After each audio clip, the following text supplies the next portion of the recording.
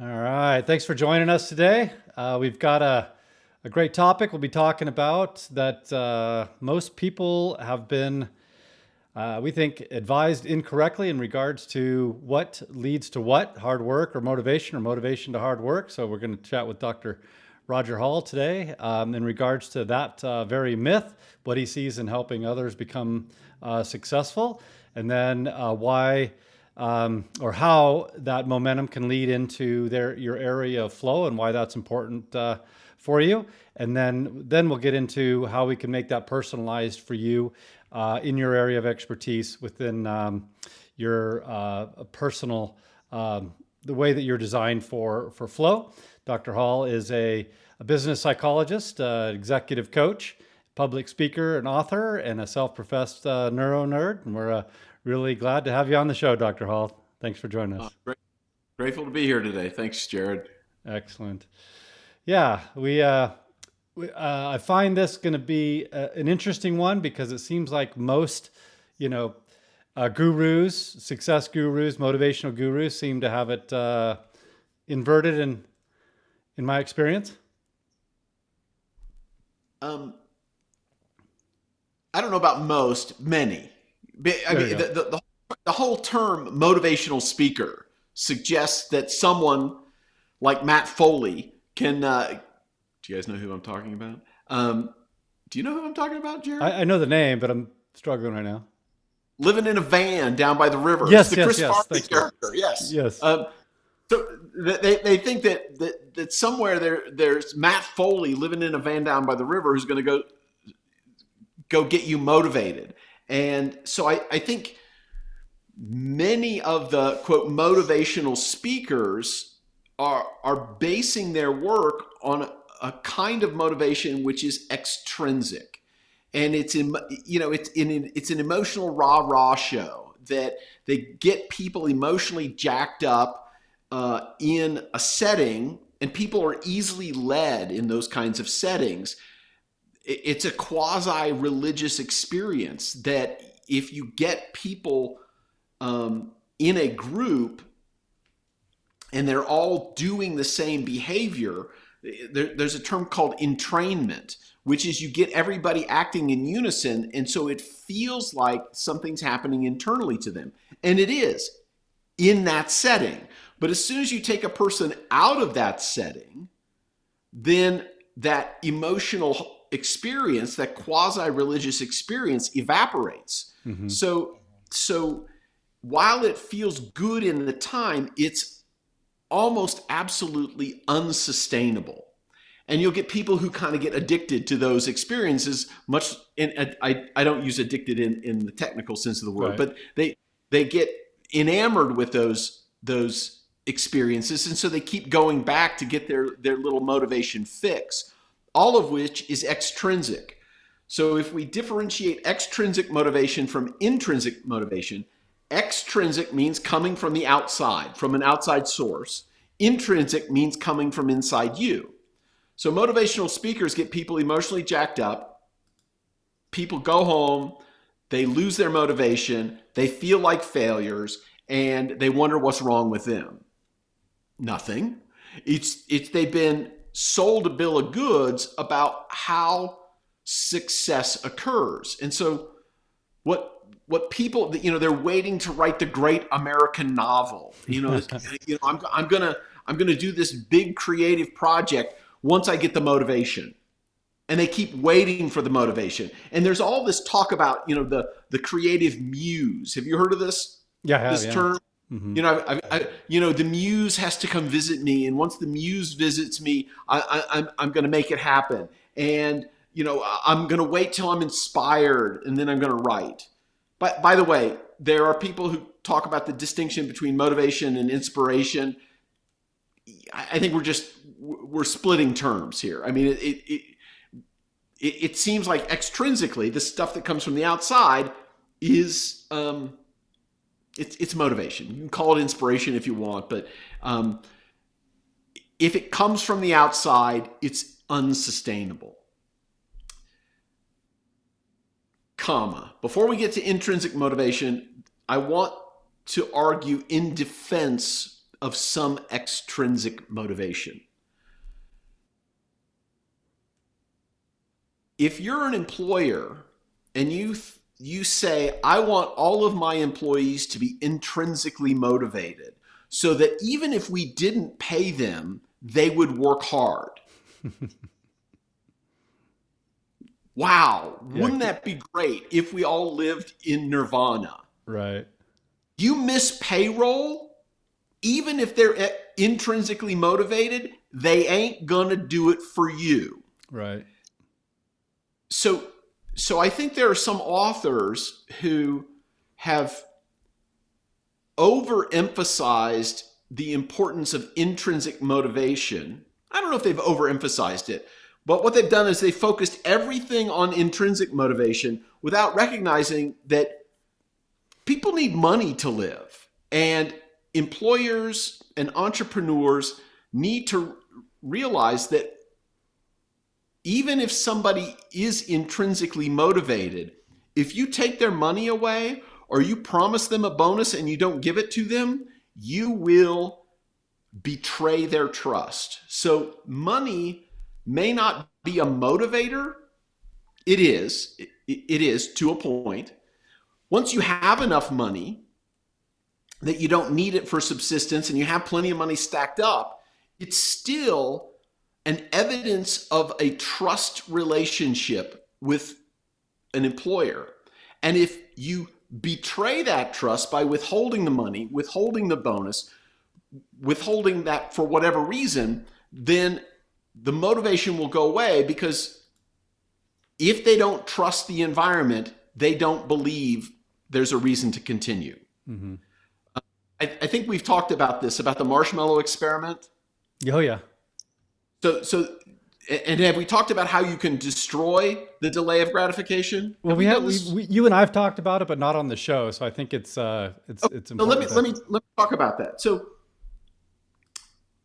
Walter Mischel did an experiment with preschoolers, toddlers. It's widely known, and it's about the delay of gratification. You give a toddler, a 4-year-old, a preschooler, a marshmallow, and then tell the kid to wait 15 minutes and you can get a second marshmallow. Without going into any detail, and it's a great experiment, lots of backstory, very interesting. Waiting for the second marshmallow, the delay of gratification, is a predictor of lifelong success. So at 4 years old, we can predict lifelong success based on the delay of gratification. Well, this experiment has been repeated worldwide for decades. And they figured out a way to destroy the delay of gratification. One way to do that is if a kid who's normally going to delay gratification goes into a setting where the experimenter doesn't come through with the promised reward, mm-hmm. the next time the kid is asked to delay gratification, he or she will not delay gratification. Why? Because they realize, I can't trust this environment. So when we talk about motivation in employees, if the environment becomes untrustworthy, there's no reason to be motivated. All bets are off the table. Right.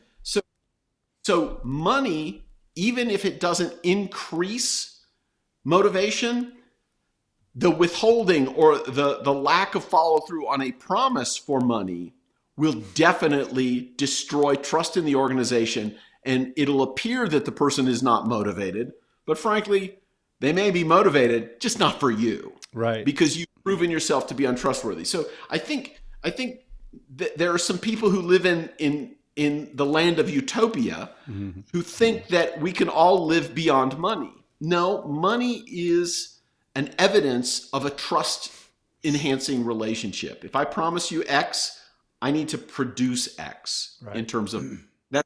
That's why people work. So having gone through the extrinsic motivators, what we know about intrinsic motivation is you can't gin it up from the outside. You can't wait for the muse. You can't wait to be inspired or motivated. 50, 60 years of research on motivation has taught us that motivation doesn't lead to hard work. but quite the opposite. Hard work leads to motivation. Now, why is that? Hard work is hard work. It isn't any fun. What happens that if you work hard, eventually you work yourself into a level of expertise in the area, and you can, through hard work, pushing yourself at the beginning, move yourself into a state of flow. We've all done it. We've all had times when it hasn't been fun. As we're learning something, it's frustrating. Well, as we keep pushing ourselves to get better and have repeated failures, then eventually we start having successes. And once we have successes, it starts to be internally rewarding. It's kind of fun to do this thing because I'm getting better at it. And then we can move into a state of flow. I call it the Candyland principle. Have we talked about the Candyland principle? No, we haven't talked about that one. So Candyland is the child's first game. Okay? And have you ever played Candyland, Jared? I have, a long time ago, yeah. A long time ago. It's the child's first game. And if you haven't ever played Candyland, here's how it goes. You get a stack of cards and you move 1, 2, or 3 spaces. And you can, if you get on the wrong space, go all the way back to the beginning. There's zero skill, zero strategy in this game. It's just randomly picking cards, and one player will move forward, one player will move back. It's the child's first game because it's so simple. The reason no one plays it in adulthood is because it's so simple. It's boring. My daughter, by the time she was 5, she was bored with the game. So she'd stack the deck so that, if I was playing her, I would have to go back. And she just thought that was hilarious. So kids master this game very quickly. And unless it becomes a drinking game in college, no one plays it again until they have a small child. Right. So the learning curve is very flat for this. It's very easy to learn. And the enjoyment falls off dramatically. Well, let's look at chess. Chess is very difficult to learn. The learning curve is very steep. It's hard. It's kind of frustrating at the beginning. But if you put the time in, it can be a game that people play for their entire life because it's challenging. And then once you become expert, you lose yourself in the game. This Candyland principle is how motivation works. It's hard at first. There's a steep learning curve, and you don't have a lot of success at first. But then as you start to get a little bit more success each time you approach it, it becomes more internally rewarding. Do you see how hard work leads to motivation? I do, yeah. Yeah. And then once you get good at it, then you have competence. Now, there are 2 researchers named Deasy and Ryan. And this is Edward Deasy's book of the work he did with Richard Ryan, Why We Do What We Do, where he talks about their research on intrinsic motivation. There are three basic factors to intrinsic motivation. Motivation that comes from within. The first is relatedness. This is your connection with a group. And we see that human beings, being pack animals, we want to relate to other people. We do better in a team. There's an emerging area of research in what's called team flow. So individuals can have flow, but then you can have a team where they all move together in such a way that they act as a unit. And one type of that is called entrainment, where through rhythms, through rehearsal, through marching, through singing, the whole group acts together. So we see this team flow happen a lot in music. Frankly, musical groups. So if you see a band playing together, they all have to be coordinated and they act as a unit. And so that sense of relatedness, that's the first of the 3. Okay.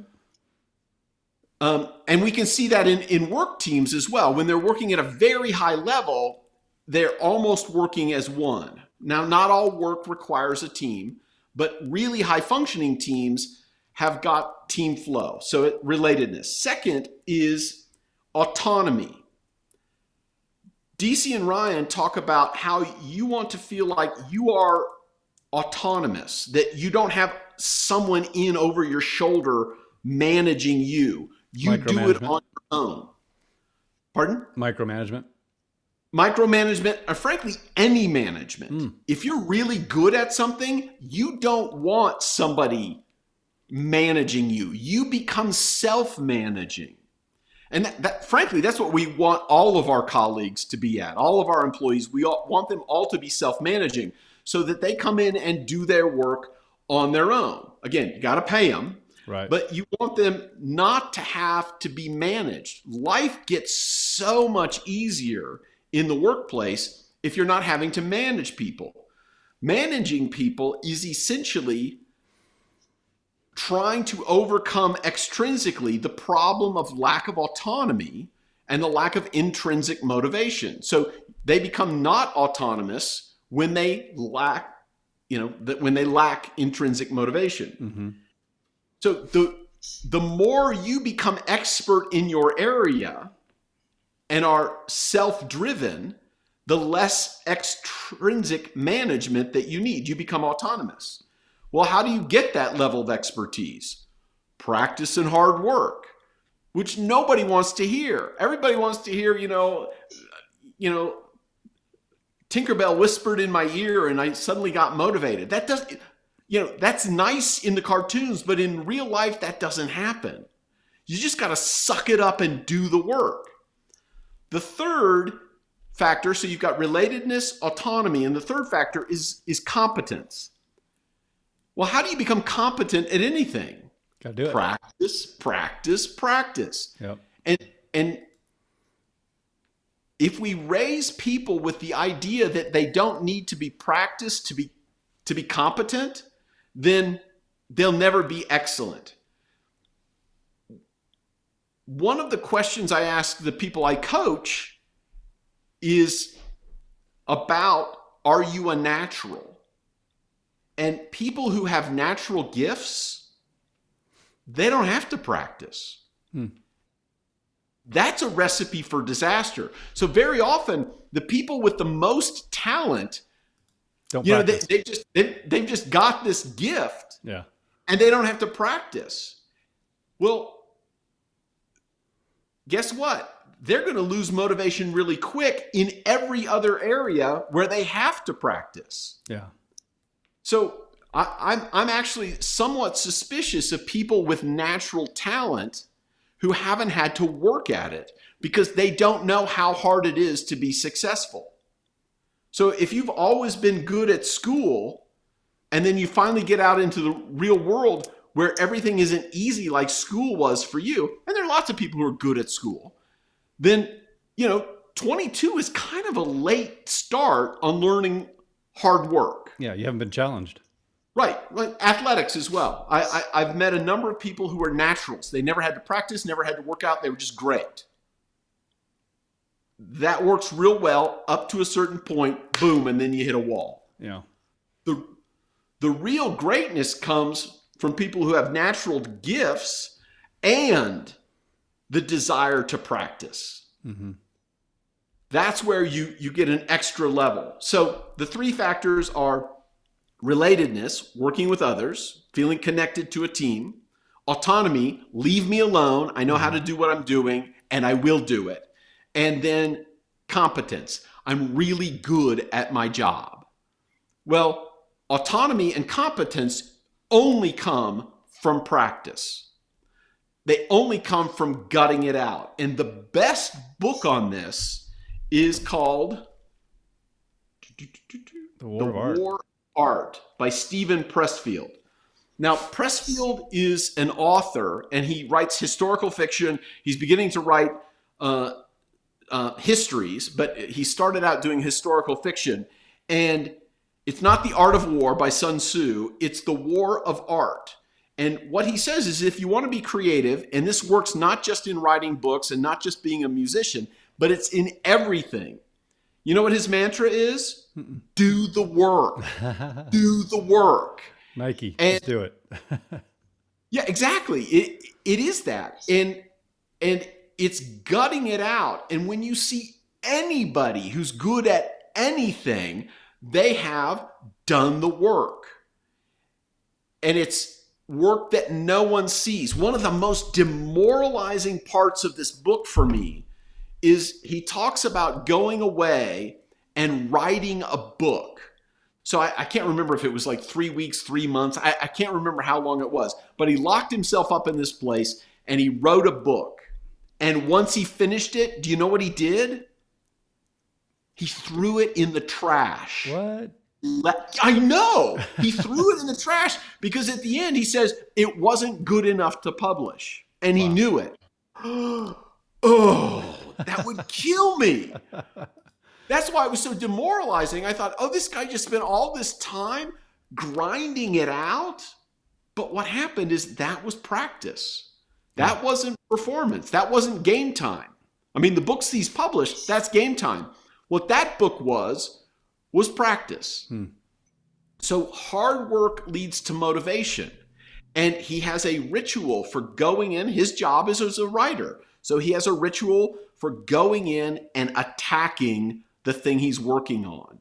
And you know what? Sometimes whatever you're doing just sucks. It just, yeah.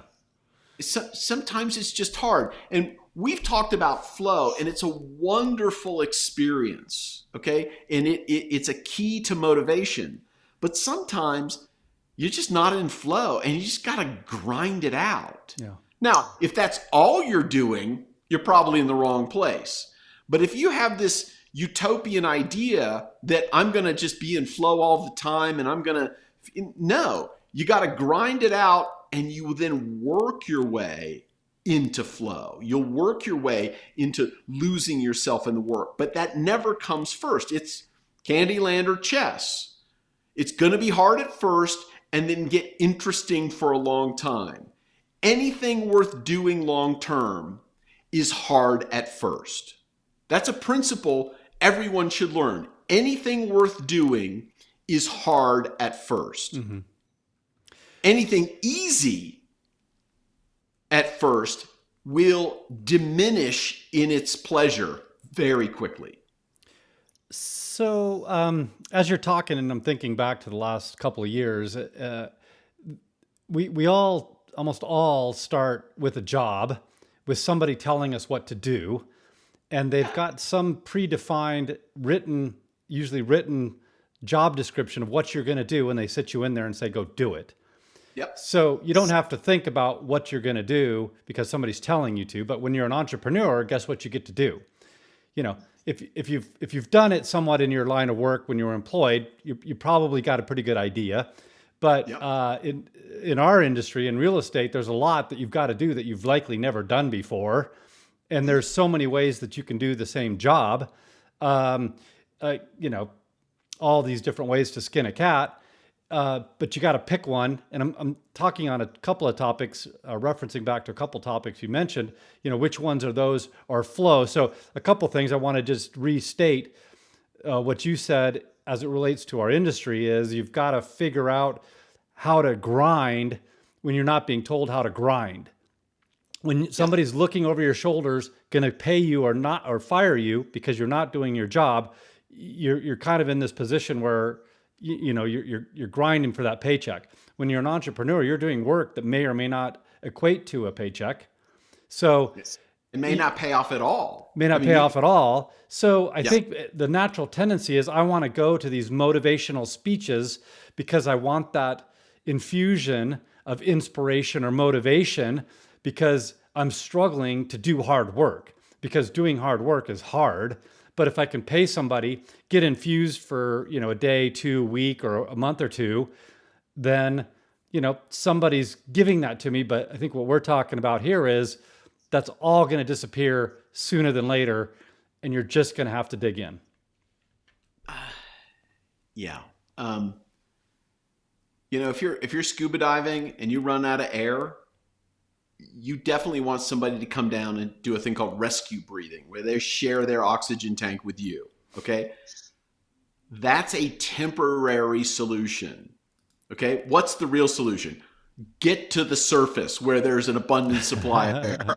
Yeah. Okay, so motivational events are kind of like rescue breathing. They can get you going for a little bit, but it's a temporary fix. I love Okay, that analogy. Yeah. if you're out of energy, eating a candy bar will get you energy. Then what happens? Crash. Yeah. Then you crash. That's what every motivational event is. It's a candy bar. It'll give you motivation for a while, and then you crash. Yeah. And sometimes you need that. Sometimes you need rescue breathing. Sometimes you need a candy bar. If you're in the middle of a marathon and you've got 1 mile to go, you need, they call it goo. It's just liquid goo that's got lots of glucose in it. That gets you across the finish line. That's great. But that's not the way you run your life. That's a temporary fix, which is fine if you recognize it for what it is. Yeah. So you want to go see a motivational speaker because you need rescue breathing. You need, something just to get you past a little point. That's great. But it's Candyland. It's easy. It's fun, but it won't last. Yeah. And the likelihood of them selling you something at the motivational speech is, it's a given, right? So you go to get your infusion, you get your, what would you call that? Rescue air? Rescue breathing. Rescue breathing. And they are going to want you to come back to have that rescue breathing at some point, right? Come back next year, come back in 6 months, whatever. But then they're also going to sell you a program to keep motivating you to do that. They're either going to sell you the program to motivate you, or they're going to sell you a system. And it's going to be their system. And the reason I'm going in this direction is because that system might not be in line with how you're designed, how you think, what your flow is. So they've made you feel good, that you're inspired and motivated to go do your thing. And then they're going to say, do this thing, of which is not going to be cheap or free. And, just see where I'm going with that? Yeah, I see where you're going with that. I don't want to comment on their motivations, but let me try to take the best view on this, which is sometimes a system is exactly what an entrepreneur needs, which is, the reason why Ray Kroc with McDonald's was so successful is he didn't sell hamburgers. He sold a system, which is why it became one of the most successful franchise operations in the world. He sold a system. Well, sometimes that system works really, really well. And sometimes that system really, really works well for you. But to your point, Jared, does every speaker's system work well for you? And if that's motivational speaker gives you rails to run on and it works for you, fantastic. Then perhaps it's worth the money. But none of that substitutes for sometimes you just got to grind it. Now, let me give a caution. If all you're doing is grinding in your work, you're probably misplaced. Okay? I love my job, Jared. I feel very fortunate that I get to do what I do because I get to experience flow almost every day. But not all day.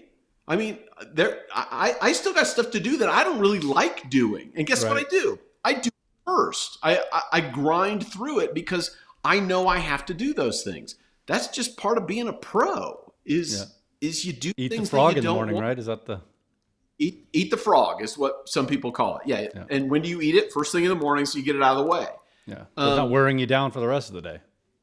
Well, yeah, the dread that you're going to have to do it. I talked to somebody who put off a task for, I think, 2 months and then finally ground it out. And it turned out that the task that had been delayed for 2 months took 20 minutes. Yeah. And so, and it's, there's nothing exceptional about that story. What's great about that story is it's true for all of us if Yeah. we'll be honest about it. So this person isn't the exception. This person is the rule. Yeah. That we all have those things. That if we just spend 20 minutes, we'd kill it, but we don't because it hangs over our head. Yeah. Yeah. Well, So oh, good. you're going to have to grind, but if all you're doing is grinding, then you're probably ill-suited for the task. Yeah, well, what I wanted to kind of lead up is in being in this industry for coming up on 20 years now, um, in seeing a lot of systems, using a lot of systems, and not identifying whether those systems would work for me as a person and whether I would enjoy it or not. I've seen a lot of people tie into systems, spend money, and they just hate it a year or two down the road. We at Perfect Real Estate Business wanted to get ahead of that and say, and let me pop up our sponsor page here just to show you. We built in the personalized and customized side of this as one of the attributes that we're going to proceed getting into a system with what do you like to do, what are you good at, and find those areas that you could get into flow with prior to spending all that money or all that or time, to do that. So I just think that exercise is value. Now, could we go out and just build a system and sell the system? Yeah. And that's what most people do because it's the easiest, and some will stick and some won't. And that's their MO, right? They'll specifically say, hey, we're going to get in, 100 people, and my stick rate or whatever you want to call it is X. And all these other people are going to fall by the wayside, but that's just going to happen. I don't personally feel good about that because there's a lot of people that aren't going to be successful. Spend the extra time to find what you could be good at and point you in that direction. Well, Jared, I love what you're talking about, which is it requires self-awareness in each person to know how they're wired, their personality, their pattern of interests, any number of things. Once you know those things, then you can custom fit a system that fits the person's personality, their interest patterns, their preferences. And so that's the part that comes first.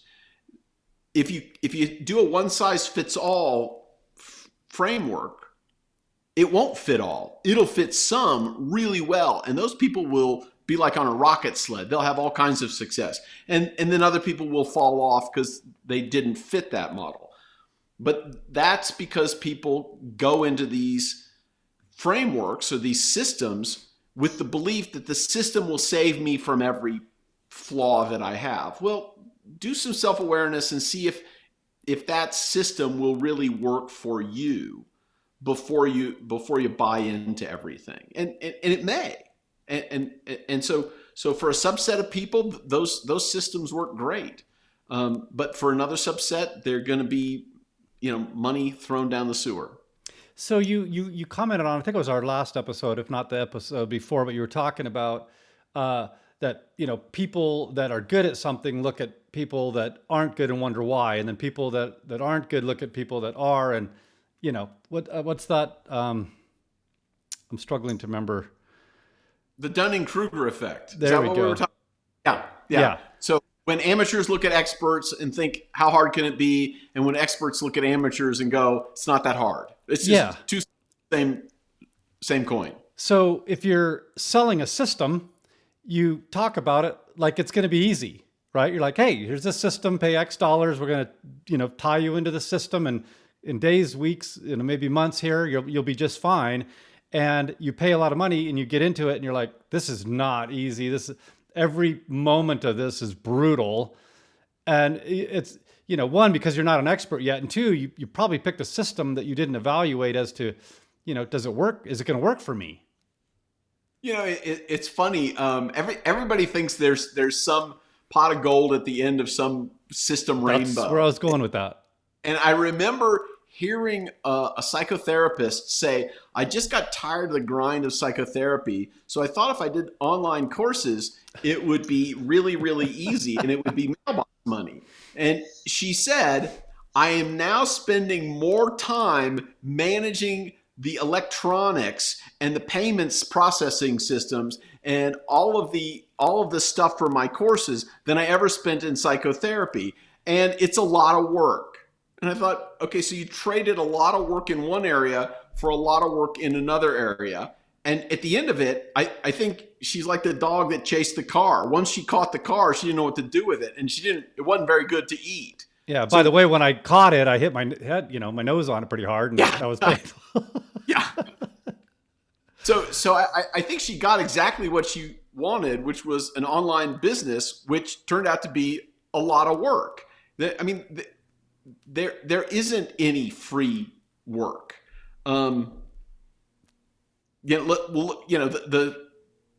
Dire Straits song. Have we talked about this, Jared? I love it. Yeah. Money for nothing and your chicks for free. Yeah.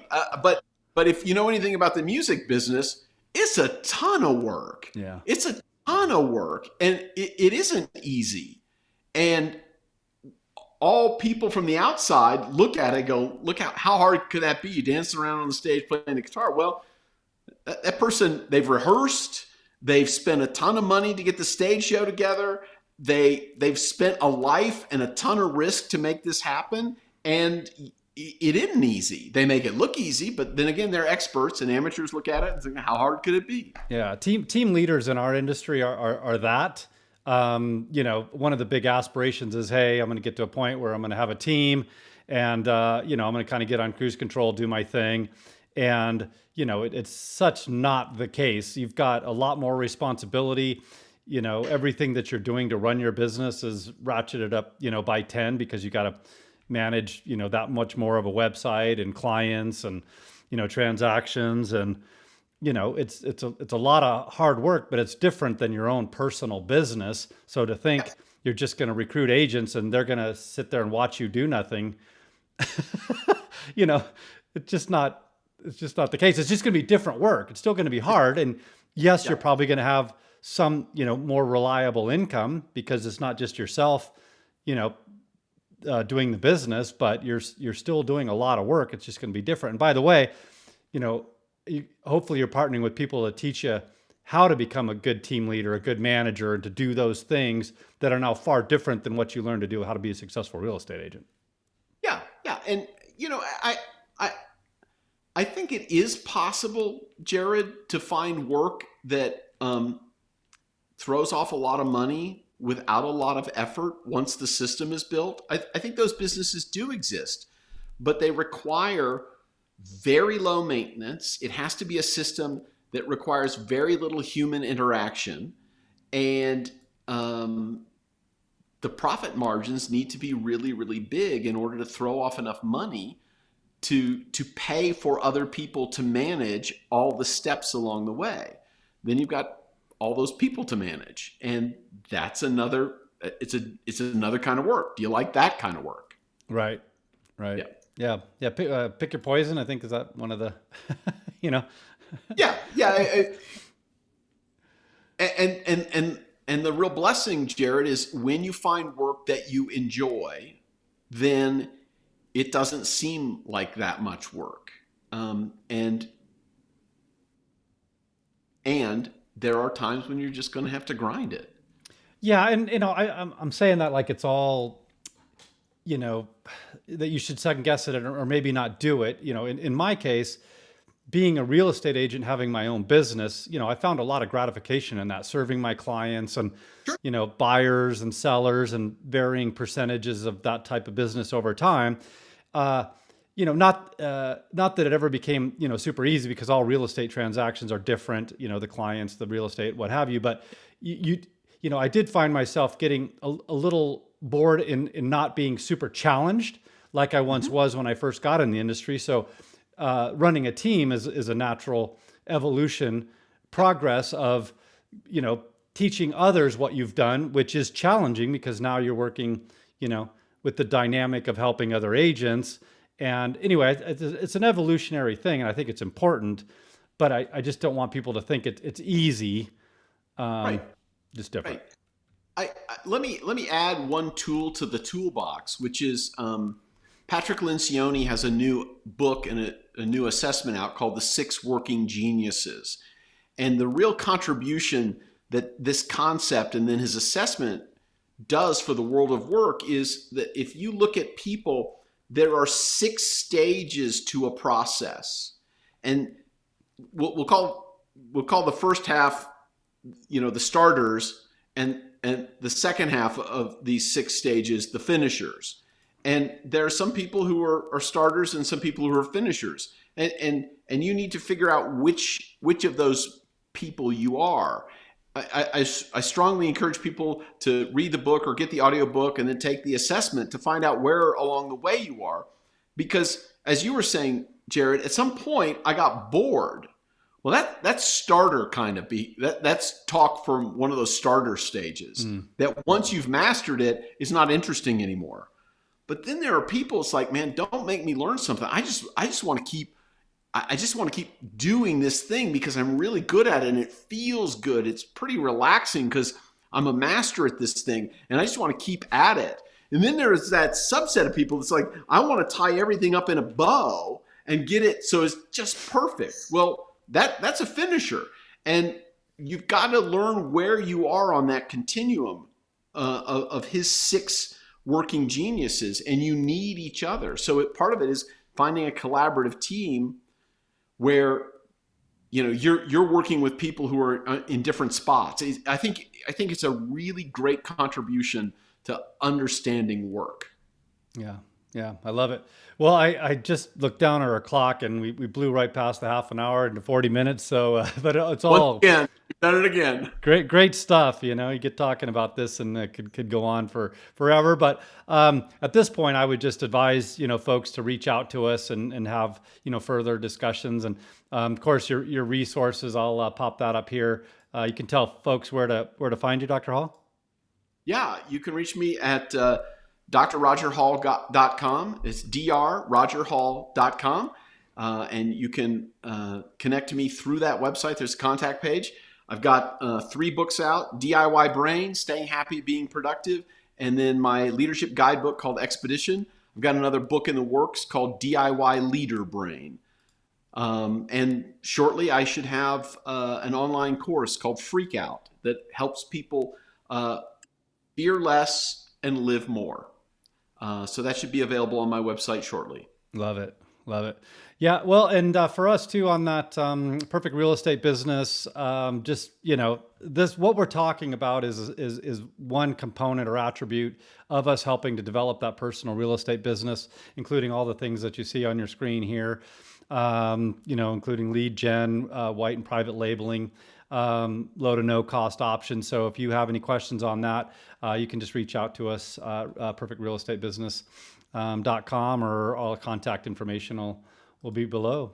But other than that, we'll start to sign off just by saying thanks again for being on the show and sharing all your wisdom. Thank you, Jared. I'm really grateful that you and I are working together to get the word out. Yeah, I love it. All right. Other than that, we'll just wish everybody a blessed one. Take care, everyone. Bye-bye.